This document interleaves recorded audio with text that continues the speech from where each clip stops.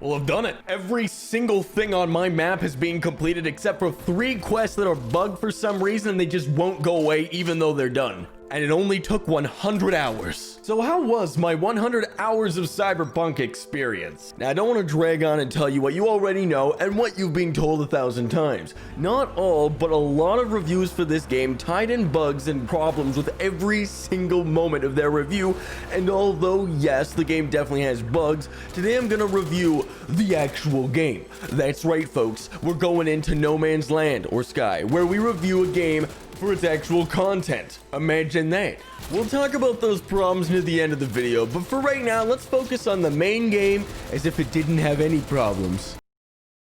Cyberpunk 2077 is fun, baseline, no doubt about it. I went into this game with absolutely massive expectations, and it absolutely did not meet most of them. But you know what? That's okay, because the game was surprisingly, well, surprising in a totally different way. Let's talk about that world, shall we? Bold. Huge, neon, breathtaking. No, not you. Extravagant, diverse, immersive, mysterious, and chaotic.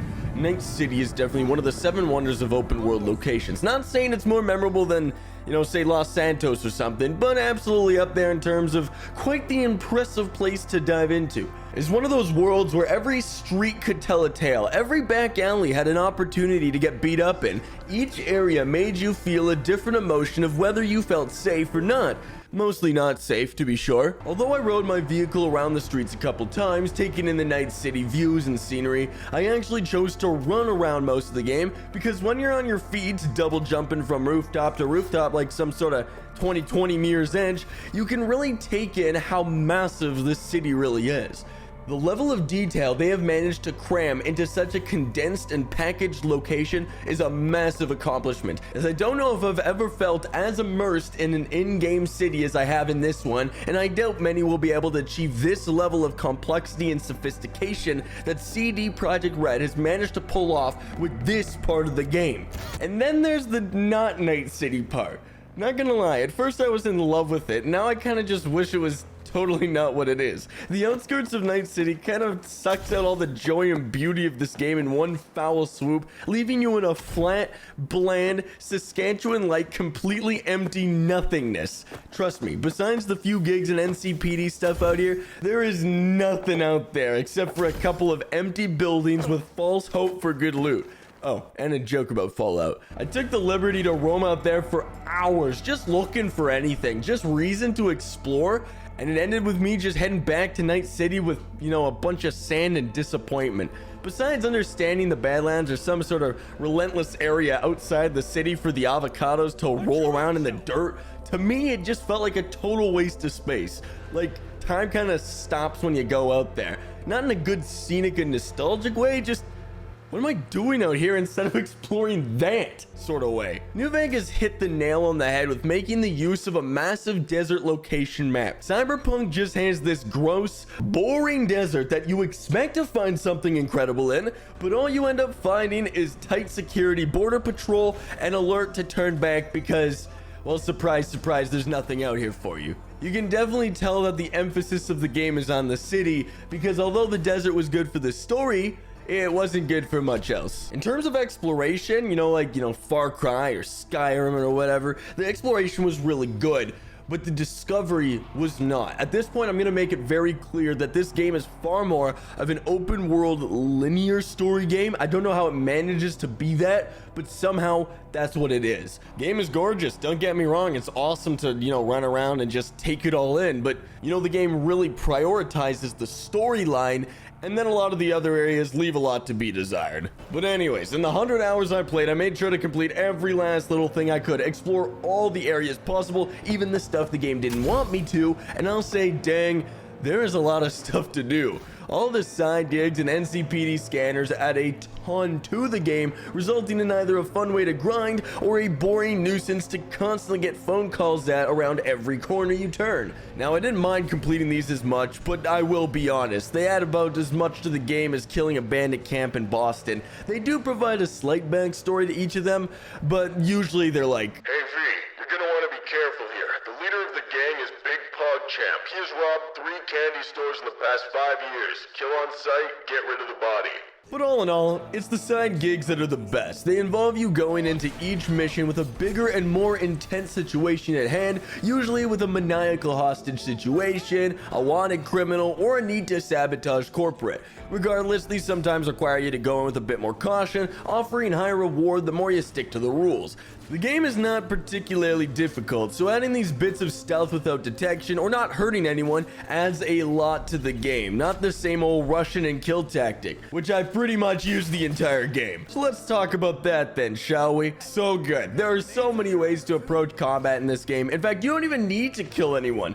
But that's not fun then, is it? That's why I jacked up these giant arm blades and just rushed in like a human helicopter, slicing everyone into 2-bite brownies. The downside is very soon into the game, it becomes so easy you barely have to think or plan your moves, whereas the first while you really do need to approach each area with some sort of understanding of how you're gonna get things done. Cyberpunk has a challenge period that goes away pretty much after the first 10 hours or so. Once you get a couple of these good perks, the game is pretty much over. It's just smooth sailing from here on out. Speaking of building up power, let's talk about crafting, cause it sucked. It's pointless. I went totally into crafting, and the only time I used it was when I would break down my junk to craft the uncommon sniper to sell so I could have tons of money at a low level. Besides that, I think the second time I used crafting was at level 50 when I wanted to make the best version of each of my iconic weapons, but I couldn't even use them because I'd already beaten everything else. The best thing in the crafting line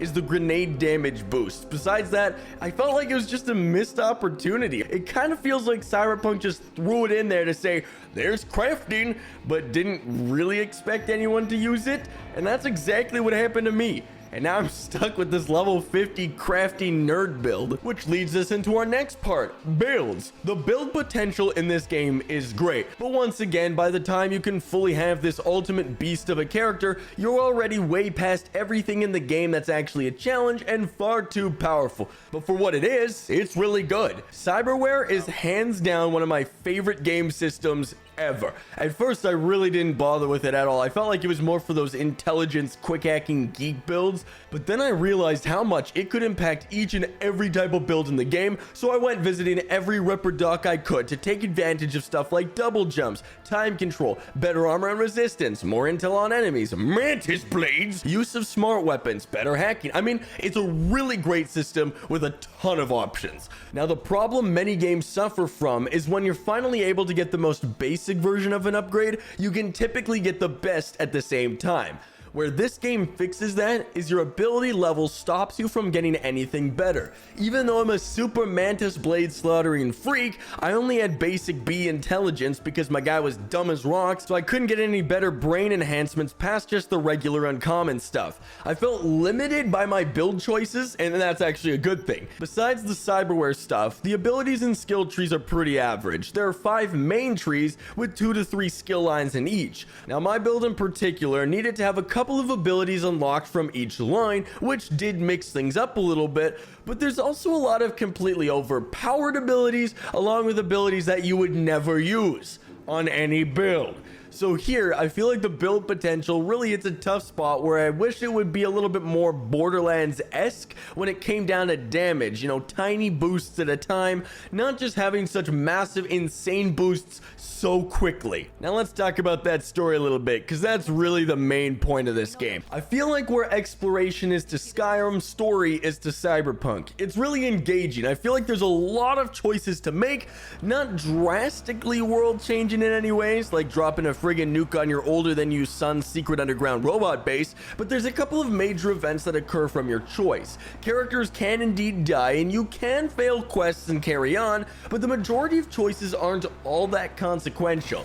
I tried to predict when a big story arc would happen, so I would quick save before, and then I would go back, replay it, and change my choices. And I'm sorry, New Vegas fans, but you will not be altering things nearly as much as you might have been led on to believe. Many times, characters, regardless of your warnings or suggestions, will rebuttal with some form of, "Well, excuse me, princess," remark, and then do exactly what they were gonna do anyways. On top of that, your character also feels ignored. A lot. Most of the time, it's like your character wants to chime into conversations, but ends up saying something that gets immediately ignored without a response back. And then those life path conversation pieces, completely mediocre. Half the time, you might as well just not even use it, and if you do, you don't really say anything of that much value. The choice outcomes aren't very obvious, which is really good, but they're not drastic like the Outer Worlds, for example, where if you say one thing that's out of line, you got a war happening. In Cyberpunk, when you try and persuade anything the avocados have to say, you end up just being the stupid idiot town boy from Night City whose conversation pieces are pretty much fun facts, so whenever you say anything, they retort with, well, we're avocados. Family power. Would it be nice to feel like your character had a bit more input into decisions and conversations without just throwing your 2 cents without much response back? But that's what the game is. It's a story. It's not one that can be particularly altered or changed like most RPGs. Your choices are quite minimal, and the chance of them actually changing the flow of things isn't always high. I mean, Keanu even told me to burn the city, but when I tried, this happened. All in all, Cyberpunk has a lot of content. I mean, most games I've played can't even come close to boasting a full 100-hour-long gameplay experience for a first playthrough.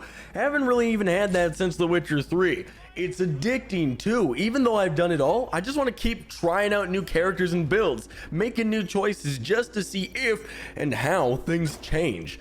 But now that we've covered the good, I need to cover the more not good. So I'm not gonna lie, there was a lot of stuff I didn't care for in Cyberpunk. The hand-to-hand combat was really clunky and rough. The blades and blunt melee was great, but fist fighting just seemed to have such lazy mechanics that made it almost an unfun experience that you needed to exploit half the time. Now, although there's choices in the game to make, there's a lot of supposedly emotional scenes where you say something that you think will drastically change the outcome, and it has no effect whatsoever, but your character is just immediately okay with it and usually just agrees completely. Now, this isn't a massive problem, but there's a serious lack of in-game immersiveness in terms of minigames, maintainable features, you know, just general open world stuff that makes the place more lively. I love doing stuff like the drinking game in Yahtzee and Valhalla, or building up settlements in Fallout 4. Nothing that really adds to the main story, but just side fun.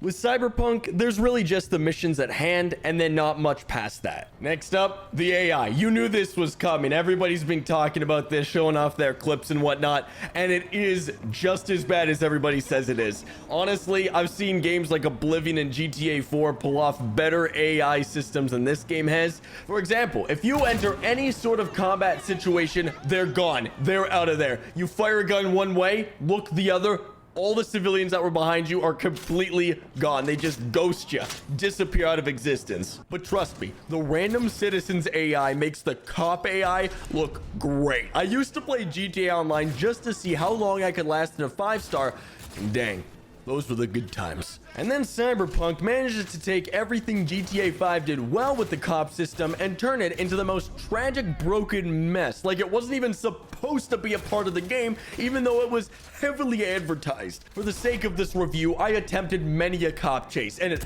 always ended the same. Now, the cops don't just come down the street. I mean, they spawn in right next to you as soon as you're wanted, no matter where you are. You could be on a roof, you could be in a back alley, you could be back to back with nothing behind you, and they will spawn right there. My big final non-bug related gripe is the lack of customization in this game. For a game that does boast heavy amounts of RPG elements, they really didn't focus any of that RPG energy into customization. Your character can put on clothes, and that is probably the most advanced customizing you can do, which means most of the time you're walking around looking like this. Other than that, the game pretty much gives you 1,000 hazmat suits for costumes. So if you want to be dressed up like you just got called in for a 2319 most of the game, you won't be disappointed. But the cars, man, the vehicles, the trailers and streams all talked up the vehicles. But where the heck is the customization? The body shops, the oil changes. The cars in this game seem to be a massive part. There's races, chases, so much free open roaming. Yet in the end, these vehicles are about as immersive as Watch Dogs vehicles. Just some sort of thing to get you from point A to B.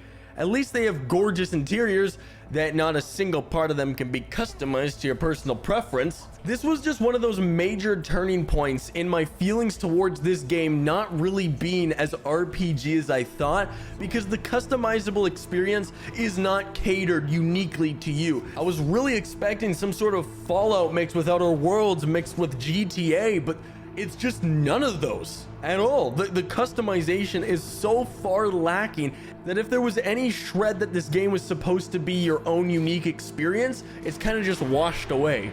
Which doesn't make the game bad by any means, it just feels like the level of complexity and customization was misleading. After 100 hours, I've run into a lot of bugs. I think the most annoying ones are definitely the mission bugs, where you literally cannot progress because the characters just stand there, meaningless, waiting for you for all eternity, but when you arrive, you're pretty much just a ghost to them. Besides that, anything that flings me around, glitches me under the map, and my personal favorite, creating a nuclear battlefield when you spawn in too many cars at the same time, they're mostly just funny to me and don't really ruin my experience. I can say that if Cyberpunk launched in the same year as Skyrim or Far Cry 3, folks probably wouldn't be complaining half as much as they are. Remember running Skyrim on the 360? It wasn't unplayable, but it was darn near close, and the further you got into the game, the laggier and buggier it would get, but dang did we play the heck out of that game. Cyberpunk is genuinely a good game, riddled with problems for sure, but the problem sure ain't the content. The story, combat, gameplay, and replayability value is something you will not get in many other games.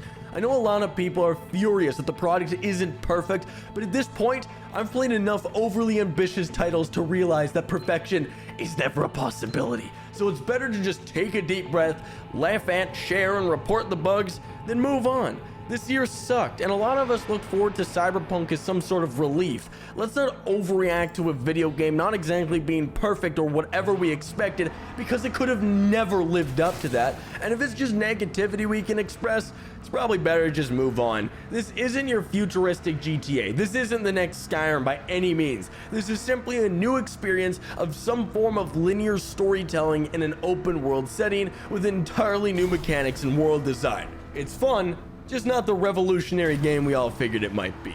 Therefore, I give the bugs of Cyberpunk a 0 out of 10. There could have been way better bugs, way better bugs.